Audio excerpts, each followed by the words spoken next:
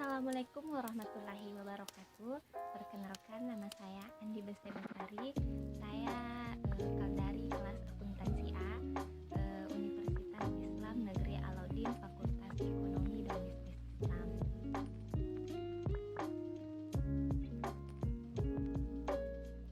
Terima kasih atas kesempatan yang telah diberikan kepada saya. Langsung saja, untuk pembahasan kali ini saya akan mengulas mengenai kalimat diksi. Adapun pengertian dari diksi itu sendiri yaitu pemilihan kata yang paling tepat untuk menyampaikan suatu maksud. Pemilihan kata yang tepat bertujuan untuk memberikan kesan serta pesan agar mudah diterima dengan lawan bicara. Diksi sangat berguna dalam penulisan karya tulis seperti puisi, novel, laporan, dan sebagainya. Adapun syarat-syarat diksi, saya akan menjelaskan 3 syarat diksi. Yang pertama, membedakan denotasi dan konotasi dengan cermat.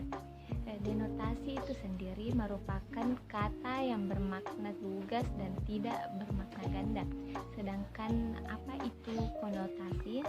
Konotasi dapat menimbulkan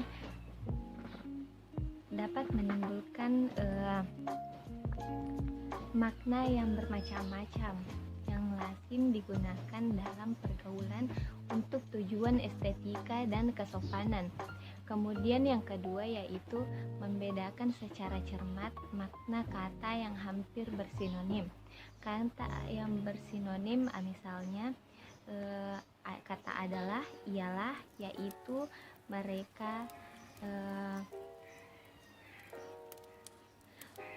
hal tersebut merupakan pemakaiannya yang berbeda-beda. Kemudian yang ketiga yaitu membedakan makna kata secara cermat, kata yang mirip ejaannya, misalnya inferensi atau kesimpulan, interferensi atau saling mempengaruhi, serta syarat atau penuh atau penting, dan isyarat atau ketentuan.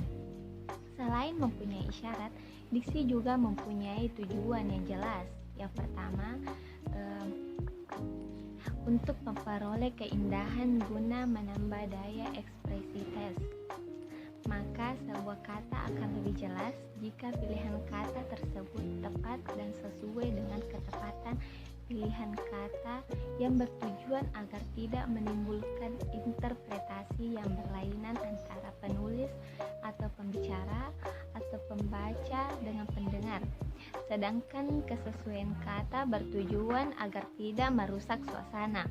Selain itu, hal tersebut untuk menghaluskan kata agar terasa lebih indah. Serta adanya juga diksi oleh pengarang berfungsi untuk mendukung jalan cerita atau lebih runtuh untuk mendeskripsikan tokoh lebih jelas dalam mendeskripsikan latar waktu, latar tempat, dan latar sosial dalam cerita tersebut. Kemudian selanjutnya yaitu fungsi diksi. Adapun untuk fungsi diksi itu sendiri yaitu yang pertama membuat orang yang membacanya atau mendengarnya karya sastra menjadi lebih paham mengenai apa yang ingin disampaikan oleh pengarang. Yang kedua, membuat komunikasi menjadi lebih efektif. Yang ketiga, melambangkan ekspresi yang ada dalam gagasan secara verbal atau tertulis ataupun terucap. Yang keempat yaitu membentuk ekspresi atau gagasan yang tepat sehingga dapat menyenangkan pembaca atau pendengar. Kemudian yang terakhir yaitu melambangkan gagasan verbal diekspresikan secara verbal. Selain itu, diksi juga mempunyai ciri-ciri. Adapun ciri-ciri diksi yaitu yang pertama dapat dalam pemilihan kata untuk mengungkapkan gagasan atau hal yang diamanatkan. Yang kedua, dapat digunakan untuk membedakan secara cepat dan nuansa makna yang sesuai dengan gagasan serta situasi. Kemudian yang terakhir yaitu menggunakan rakan serta memberdayakan kekayaan tersebut menjadi jaring kata yang jelas. Nah, itu itulah tadi beberapa materi singkat tentang diksi. Selanjutnya kita beralih ke materi selanjutnya.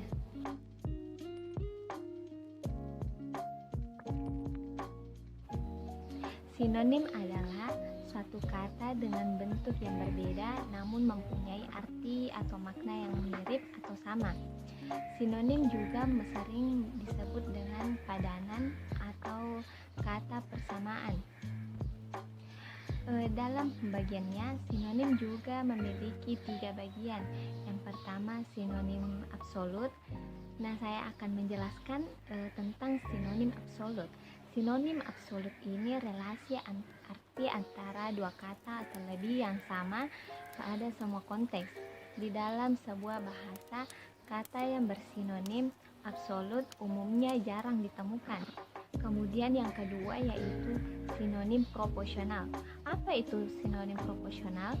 Sinonim proporsional merupakan relasi arti dari dua kata atau lebih yang lebih bisa bersubstitusi dengan beberapa ekspresi tanpa menimbulkan perbedaan arti. Kemudian yang ketiga yaitu sinonim dekat, yaitu relasi antara dua kata atau lebih yang sebagian kata memiliki arti sama, seperti besar dan luar biasa, cantik dan ayu, buta dan rabun. Nah, sedikit beberapa contoh dalam kalimat yang mengandung kata bersinonim. Yang pertama yaitu contohnya seperti motor Pak Tony yang dibeli dengan menggunakan secara kredit karena ia lebih suka mencicil daripada membayar penuh. Jadi sinonim dari kalimat tersebut yaitu kredit atau mencicil. Kemudian contoh yang kedua yaitu kebanyakan orang menyukai seseorang yang jujur, bukan orang yang suka orang berdusta, karena orang berdusta hanyalah tukang pembohong. Dari contoh tersebut dapat disimpulkan bahwa sinonim atau berdusta sama dengan berbohong. Selain dalam bentuk kalimat sinonim, juga memiliki padanan kata dalam satu kata tunggal yang memiliki beberapa arti yang sama, meskipun dalam pengucapan serta tulisannya tidak memiliki kesamaan. Oleh karena itu, berikut beberapa contoh rangkuman kosakata sinonim yang ada. Yang pertama yaitu abadi. Abadi ini memiliki kesamaan dengan awet, baka, daim, infinite, kekal, dan langgeng. Kemudian yang kedua yaitu cantik. Cantik ini memiliki kesamaan rupawan, ranggi, ayu, pantas, anggun, bagus, dan masih banyak lagi lainnya. Setelah mengetahui beberapa contoh tersebut yang telah disebutkan banyak sekali, semoga dapat menjadi sesuatu yang bermanfaat dalam mengetahui mengenai pengertian sinonim. Nah, itulah tadi materi singkat tentang sinonim. Selanjutnya kita beralih ke materi berikutnya.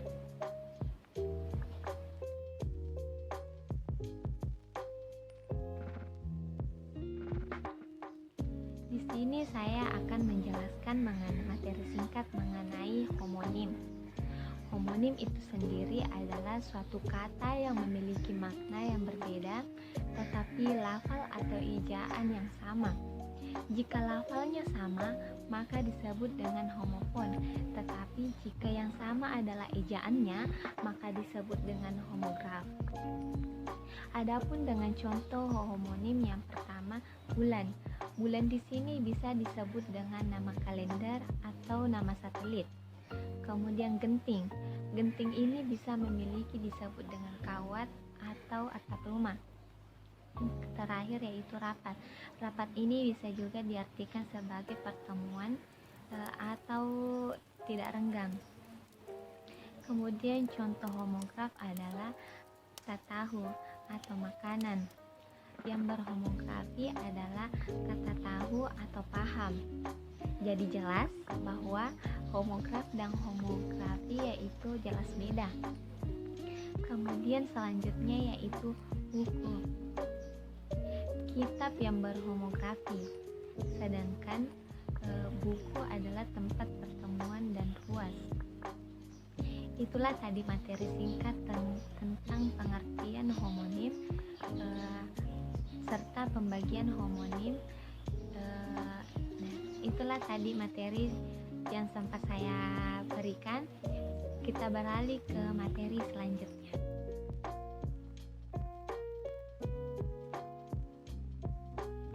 Nah, sekarang di sini saya akan menjelaskan mengenai denotasi dan konotasi. Yang pertama yaitu denotasi.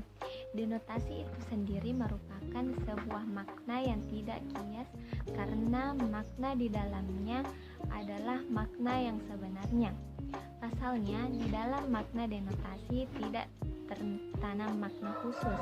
Selain itu, dalam makna denotasi tidak memiliki kandungan yang ambigu.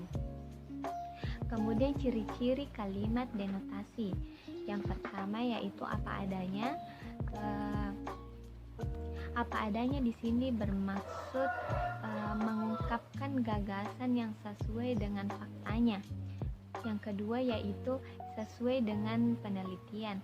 Maksudnya di sini yaitu sesuai dengan penelitian, yaitu seseorang tidak akan mengada-ngada dalam gagasan tersebut. Kemudian yang ketiga yaitu makna dasar. Makna dasar di sini merupakan kandungan yang terdapat dalam gagasan-gagasan tersebut. Nah, untuk memperjelas, adapun contoh kalimat denotasi. Yang pertama yaitu anak itu memiliki besar kepala yang tidak sesuai dengan karena penyakit langka yang ia derita semenjak kecil. Kemudian contoh yang kedua yaitu manusia memiliki kepala yang keras dibandingkan dengan makhluk hidup lainnya.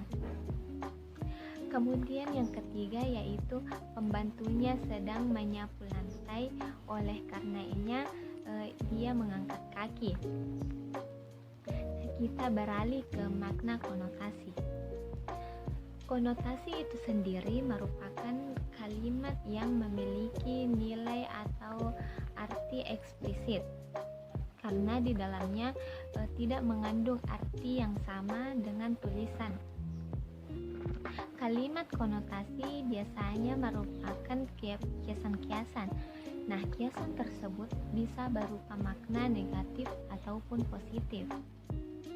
Biasanya kalimat-kalimat yang bermakna konotasi akan Anda temukan di pantun, puisi, atau karya lainnya.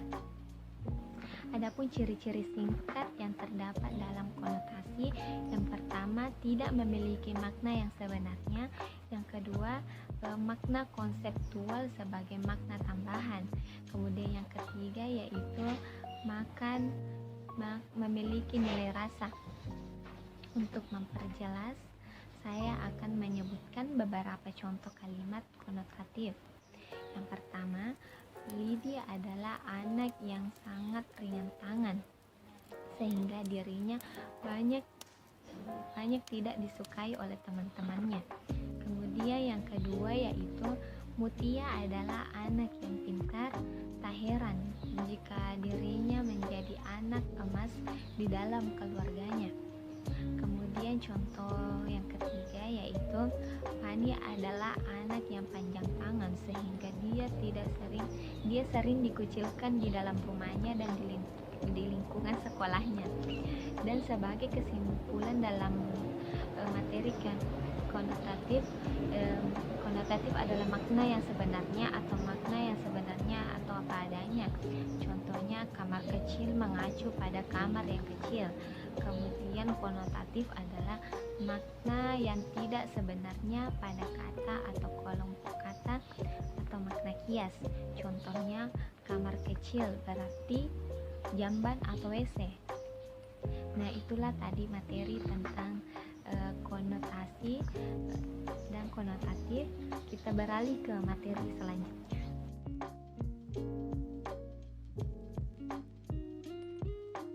Nah, kemudian materi yang terakhir yang akan saya bawakan yaitu kata umum dan kata khusus.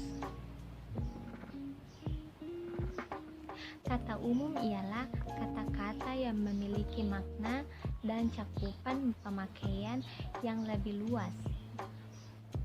Kemudian kata khusus ialah kata-kata yang ruang lingkup dan cakupan maknanya lebih sempit. Pada umumnya, kata umum memiliki beberapa macam kata khusus. Meskipun kata-kata khusus memiliki bentuk yang berbeda maknanya, tetap sama dengan makna kata umum. Seperti contohnya dalam makna umum atau kata umum dan kata khusus. Kata ikan memiliki acuan yang lebih luas daripada kata mujair atau lele. Ikan tidak hanya mujair atau lele, tetapi ikan terdiri dari beberapa macam, seperti gurame, sepat, tuna, baronan, dan sebaliknya. Lele sudah termasuk jenis ikan. Demikian pula dengan sepat, tuna, baronan, pastilah jenis ikan. Dalam hal ini, kata yang acuannya lebih luas adalah kata umum, seperti ikan, sedangkan kata yang lebih khusus disebut dengan kata khusus, seperti gurame, tuna, lele, dan baronan. Nah, itulah tadi beberapa materi dari saya. Saya ucapkan banyak terima kasih. Thank you for watching. Jangan lupa like, comment, dan subscribe channel ini untuk kepentingan kita bersama. Sekian dari saya. Wabillahi taufiq wal hidayah. Wassalamualaikum warahmatullahi wabarakatuh.